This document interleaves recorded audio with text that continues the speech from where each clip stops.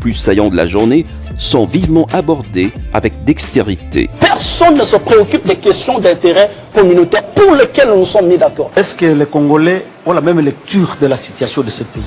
L'Est compose la grande partie, la majorité du politique en RDC. Kinshasa Direct, nous sommes réellement en direct sur Télé 50.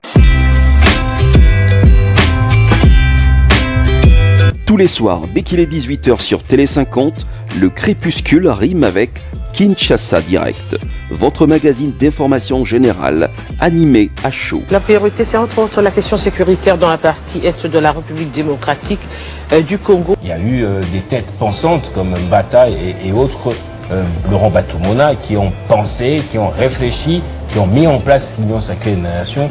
Vous étiez là, peut-être en train de faire à la queue leu comme tous les autres.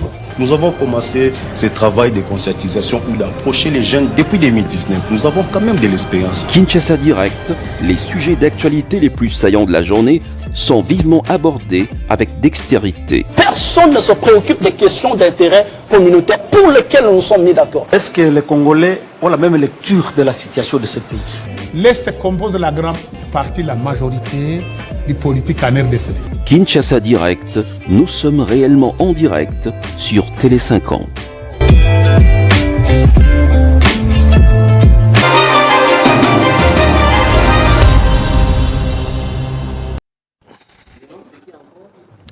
Alors, on reçoit notre deuxième invité. Il s'agit de M. Christian Minani. Il est de l'UNC, parti politique de Vital Kamerhe, ancien président de l'Assemblée provinciale, mais aussi vice-premier ministre en charge de l'économie. Je reçois M. Christian, justement, Minani. Bonsoir. Bonsoir, merci. Alors, on vous sent quand même un peu très silencieux. Il y a beaucoup de sujets d'actualité. On parle aujourd'hui de l'affaire référendum. On sent que le train est déjà en marche. Avant-hier, l'Assemblée nationale a voté la loi y afférente. L'opposition entreprend des actions. Demain déjà, elle sera devant le Palais du Peuple pour contester contre cette démarche visant à changer la Constitution, etc., etc. Pourquoi l'UNC est-elle silencieuse? Merci beaucoup, monsieur le journaliste. Je suis très heureux d'être reçu sur ce plateau magnifique par vous. C'est la première fois que je suis reçu par vous, mais je suis quand même l'habitué de ces plateaux magnifiques. Oui, vous savez, aujourd'hui, il se pose un problème. La matière grise qui parle du changement de la Constitution, vu le référendum qui a été adopté à la majorité au niveau de l'Assemblée nationale. Et aujourd'hui, c'est vraiment sa cloche de part et d'autre, du côté opposition, du côté majorité. Et vous venez aussi de nous poser une question, pourquoi l'INC semble être silencieux dans cette démarche? Indifférente, silencieuse, observatrice, alors que ça bouge sur l'arène politique. On sait que votre leader était ambitieux. Il avait un contrat avec l'UDPS depuis 2019 dans le cadre du cash. Le président a géré le pays pendant un mandat. Vous avez accepté qu'il gère encore pendant deux mandats. Allez-vous accepter qu'un nouveau mandat lui soit encore donné? Vous savez, monsieur le journaliste, l'UNC, c'est un parti de valeurs. C'est un parti où on trouve des gens qui ne s'agitent pas souvent devant un fait ou devant une situation. Parce que ça, il faut tenir compte que déjà, c'est une situation. Et en droit international, public, lorsqu'on parle d'une situation, on parle d'une crise. Et maintenant, vous voyez... il y a crise. Oui, c'est déjà une crise parce selon l'UNC, il y a crise. Non, je ne dis pas que selon l'UNC, il y a crise déjà sur l'ensemble des pays. Parce que quand vous voyez du côté opposition, du côté majorité... Crise politique. Crise politique, oui. On ne sait pas, crise, je peux dire même crise politique, tout comme crise institutionnelle, parce qu'on est en train de toucher sur un aspect d'un côté ou d'un autre, semble poser des problèmes que ce n'est pas le moment détoucher sur cet aspect de la Constitution. Et c'est pour cela que je voulais vous répondre que non, l'INC, c'est vraiment un ambitieux, mais un ambitieux modéré. Pourquoi? Parce qu'à l'INC, c'est pas modéré. À l'INC, ce n'est pas les postes qui font l'homme, oui, mais c'est l'homme qui fait les postes. Et l'INC est prêt à servir la nation partout où il se trouve, où il faut servir la nation. Alors, si vous voyez aujourd'hui les vents et marées qui s'élèvent, on ne sait pas pourquoi les gens s'agitent. Vous venez de poser une question capitale. Pourquoi les Mwalim ou les pacificateurs semblent être silencieux? Et moi, je vous ai répondu que non. L'INC, avec son président, en tant que premier partenaire principal qui a dit amener l'UDPS et le faire asseoir au pouvoir, il y a eu un contrat, je peux le dire, un contrat entre deux personnalités, entre deux partis. En Nairobi. En Nairobi, où l'IDPS, où l'INC devait soutenir l'IDPS pour son premier mandat. Et comme vous le savez, en Afrique comme ailleurs, lorsqu'un chef de l'État exerce son premier mandat, et il est dans ses droits, selon la Constitution, de renouveler encore pour la deuxième fois et pour la toute dernière fois. Voilà pourquoi l'INC ne sait pas beaucoup. L'INC c'est ce que dit la Constitution. Oui, c'est ce que pense l'INC. C'est pourquoi je vous dis que nous marchons selon les textes et les prescrits de la loi. Donc l'INC ne pouvait pas encore empêcher au président de la République d'exercer son deuxième mandat. Dit-on que la Constitution lui reconnaît de renouveler deux fois ou une fois pour le second mandat. Et voilà, c'est pourquoi l'INC s'est dit que non, nous ne sommes pas des gourmands. Nous marchons pas à tortille, lentement mais sûrement. L'essentiel pour l'INC est que la République marche et que la République trouve la paix dans son ensemble, dans son entièreté. Et voilà pourquoi... Alors, oui, question directe. Si. La loi vient d'être votée à l'Assemblée nationale par la majorité absolue des députés. La majorité dont fait partie l'UNC. Est-ce que vos députés ont donné leur voix? Vous savez, monsieur le journaliste, je suis très content par vos questions pertinentes. Les députés, qu'ils soient de l'INC, qu'ils soient de l'IDPS, qu'ils soient d'outre-mer, exercent un mandat du peuple, n'est-ce pas? Et l'INC n'est pas dans la peau souvent des cœurs des députés. Chaque député, en tant que mandataire, en tant qu'émanation du peuple, il est responsable devant tous les actes qu'il pose. Pourquoi? Parce que c'est le peuple qui a mandaté. Mais vous n'êtes pas détaché de votre parti Non, ils ne parce que vous représentez votre parti au sein du Parlement. C'est au nom de ce parti que vous avez été élu. Vous devez savoir d'abord... Ça veut dire qu'il y a un mot d'ordre aussi qui peut venir de votre guide, du président de votre parti. Laissez-moi vous dire que non, le parti l'INC n'est pas au-dessus de la République. L'UNC, c'est un parti, c'est une organisation comme tant d'autres organisations politiques. Okay. Mais lorsqu'un député, oui, il est aligné sur la liste de l'UNC. Mais l'UNC ne lit pas les députés. Les députés est élu par le peuple. Il est issu d'un mandat qui lui a été légué par le peuple. C'est pourquoi je vous dis que l'UNC, en tant qu'organisation, ne peut pas s'ingérer du tout dans le cœur, dans le chef des députés qui exerce qui exerce le mandat du peuple. Qui sont l'émanation du peuple. La question que vous devriez me poser d'abord, que vous poserez aussi, est-ce que le peuple qui a mandaté ces députés-là, est-ce que réellement ces députés ont reçu mot d'ordre de la base, de leur base, du peuple qui les rappelle pour voter pour la loi sur le Voilà la question que vous devriez formuler à ce niveau-là. Mais dire que non, l'INC, oui, mais les députés exercent le mandat qui leur a été confié par le peuple. Quid de savoir est-ce dans leur base, qui dirait, vous savez que non, la plupart, la majorité des députés de l'INC sont ici du Sud Kivu et du Nord Kivu. Alors, et ce sont les deux espaces qui sont occupés par le belligérant. J'aimerais avoir votre avis sur cette question épineuse qui fait débat.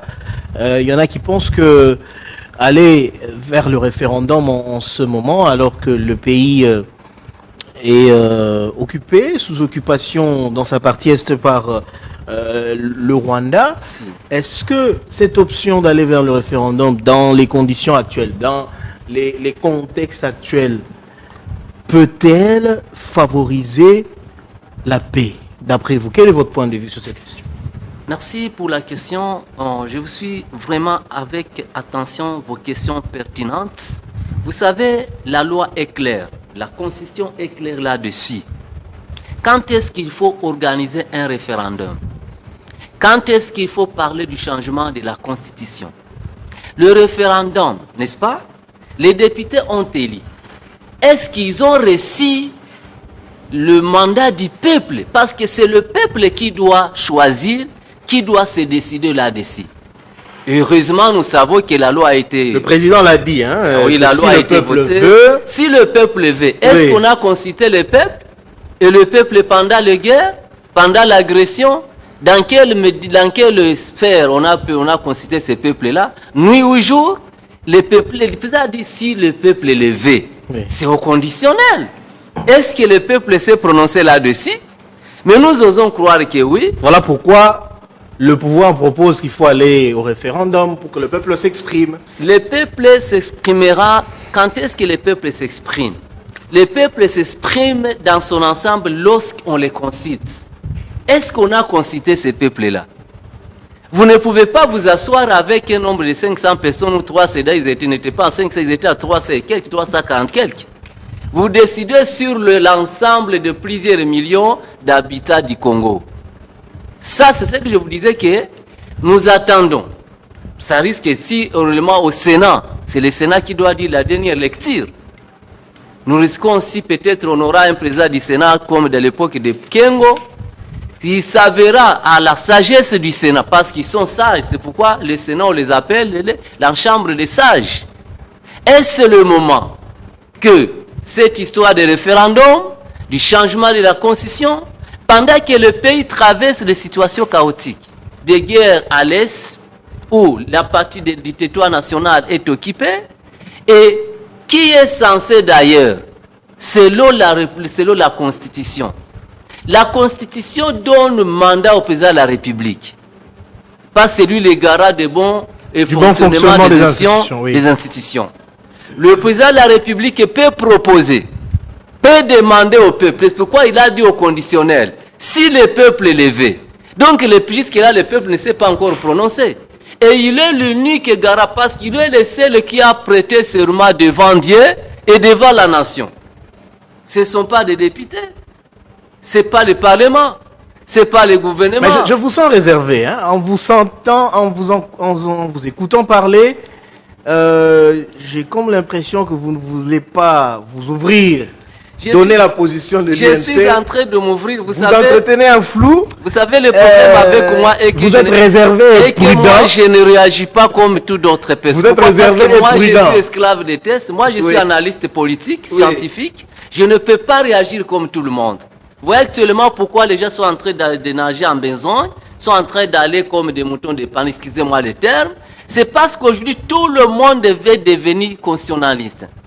Et de pasteurs, et de prêtres, et de prophètes, et des évangélistes. On ne sait pas, on vit maintenant la Babylonie. Est-ce que vous êtes d'avis aussi qu'il y a des articles à revoir, par exemple, dans cette constitution, comme l'estime l'UDPS, qui pense que c'est une constitution qui avait été, justement, qui a connu la participation des belligérants, etc. Est-ce que vous pensez qu'il y a aussi des articles à revoir? Est-ce que vous pensez que cette constitution contient des faiblesses? Citez-les-moi ces articles-là à revoir. C'est moi qui pose des questions. C'est moi qui pose des questions. Parce qu'à mon humble avis, je ne pense pas qu'il y a des articles qui posent problème dans la Constitution. Alors là, ça veut dire que vous êtes contre le changement. Et alors, pourquoi aujourd'hui que ces articles doivent poser problème pendant qu'hier ou avant-hier ne posaient pas problème? Je ne suis pas pour ni contre, mais nous devons être esclaves des textes. Nous devons être respectueux de la loi. On l'appelle la loi suprême. Mais cette loi fondamentale dont nous parlons aussi ouvre la brèche pour sa révision. À quel moment? Et dans quel contexte et dans quelle situation? Vous venez de dire que non, nous vivons une situation où les pays traversent des situations qui ne sont pas favorables pour de telles situations, de telles entreprises ou de tels engagements, des initiatives. Nous devons être sages. Je viens de vous dire ici que l'unique qui a le mandat du peuple, c'est le président de la République. C'est lui qui a juré devant Dieu et devant la nation d'observer, de respecter le prescrit de la loi suprême, de ne pas trahir, de ne pas faire ceci, cela. Il est le seul garant du bon fonctionnement des institutions de la République. Alors tout ce que vous voyez, que ce soit l'IDPS, que ce soit de l'opposition, que ce soit de la majorité, nous devons nous référer à la loi suprême de notre pays. Alors, M. Minani, on voit que l'opposition n'est pas en reste. Elle a entrepris des actions. Il y a eu ville morte. Est-ce qu'il y a eu, il n'y a pas eu? Bon, l'opinion a son point de vue là-dessus. Je vous aime beaucoup. Hein? Alors, l'opposition sera demain parce qu'elle a informé l'autorité urbaine, le gouverneur de la ville, de la tenue d'une manifestation, d'un sit-in devant le Parlement. A-t-elle raison de manifester pour protester contre cette initiative de changement constitutionnel? L'opposition a-t-elle raison ou tort? Non et oui. Pourquoi? Parce que lisez l'article 64 de la Constitution. Vous ne voulez pas vous révéler. C'est de leur droit. C'est de leur droit, monsieur le journaliste. L'article 64 confère, donne le pouvoir à l'opposition de se prononcer à chaque situation dont elle trouve que non, elle n'est pas dans sa peau. Donc l'opposition ne tape pas à gauche ni à droite. C'est l'article 64. C'est pourquoi ils sont en train de vous ramener tout dans les textes. Et pourquoi vous dites non alors? Ça c'est oui, pourquoi vous dites non aussi? Non aussi, pourquoi? Parce que elle est dans ses actions politiques. Est-ce beau? Comme l'opposition a trouvé que non, ce n'est pas le moment. Vu la situation que le pays traverse, vu la situation sociale du peuple congolais, je ne dis pas que l'opposition a les solutions à donner au peuple congolais, mais c'est de leur droit parce qu'ils doivent dénoncer, ils doivent décourager tout comportement malsain contre les textes, contre la loi suprême. L'opposition est dans ses droits, l'article 64 leur donne ce pouvoir-là et c'est de poser des actions. Et je pense que leur démarche, c'est une démarche, nous les suggérons, que ce soit une démarche pacifique, une marche qui use la paix, une marche qui régule la sécurité et le bien de tous les citoyens, parce qu'au sein de ces citoyens, ils sont aussi citoyens. Donc je ne vois pas, moi j'ai toujours dit que nous n'avons pas de pays, nous n'avons qu'un seul pays, la République démocratique du Congo. Si l'opposition défend la paix, défend la sécurité, défend l'épanouissement de la République démocratique du Congo, pourquoi en voudrais-je à cette opposition, aux membres de l'opposition? Je pense que nous disons que l'article 64, tout comme l'article 74, tout comme l'article 220. Donc il y a des articles qui sont clés dans la Constitution. Et vous dites que non, pourquoi aujourd'hui il y a des articles à réviser? Je vous ai demandé parce que vous êtes des journalistes. Vous avez des réponses même si c'est vous qui posez des questions. Montrez-nous ces articles qu'il faut réviser dans la Constitution. Question directe à Augustin Kabouya, au professeur Mbata, etc. Alors, on est en train de chuter. Une question directe concernant votre leader, Vital Kamerhe. A-t-il renoncé à l'ambition de devenir président de la République? A-t-il renoncé à cette ambition? Vous savez... il y tient encore. Je vous dis ceci. Vital Kamerhe est le pacificateur, comme vous l'appelez, vous, les chevaliers de la plume, les chevaliers du micron. Vous ne pouvez pas effrayer quelqu'un à avoir une ambition. Tout le monde doit avoir une ambition. Donc dire que si le professeur Vital Kamerhe a renoncé à ses ambitions, là vous taperez à gauche. Parce que tout être humain sur cette terre doit avoir une ambition. Tel que vous êtes là, vous avez une ambition. Vous pensez que vous allez demeurer seulement à Télé 50. On a connu des journalistes ici à Télé 50 qui ne sont plus là. Je ne vais pas citer les noms pour on comprend que donc Vital Kamerhe, en tant qu'humain, en tant que nationaliste, en tant que patriote démocrate, doit avoir une ambition. Que cette ambition soit présidentiable, qu'elle soit pour le gouverneur, qu'elle soit pour... Il est député national. Avant qu'il ne soit député national, donc il a une ambition de devenir député national. Cette émission et qu'est-ce qui l'empêcherait d'aimer aussi d'avoir une ambition d'être président de la République? Parce que vous avez dit en amont que non, il y a eu un contrat entre Cash et l'FCC. Oui. Après le Cash FCC, dont signé, dont c'était convenu que non, après un mandat du président de la République actuelle, le deuxième serait pour Vital Kamerhe. Mais comme Vital n'est pas toujours un ambitieux démesuré, c'est quelqu'un qui aime la paix, qui aime le Congo. Il a encore donné à l'IDPS. Alors, on a terminé cette émission. Monsieur Christian Minani, je rappelle que vous êtes cadre, c'est ça? Cadre à l'UNC. De l'UNC, je vous remercie d'avoir répondu à l'invitation. C'est moi qui vous remercie. On va continuer à suivre ce dossier de près sur le référendum. Vous étiez nombreux à nous suivre de partout dans le monde. Je vous remercie de nous avoir suivis, madame, monsieur. Le journal, c'est tout à l'heure avec Joël Iselona. Restez branchés.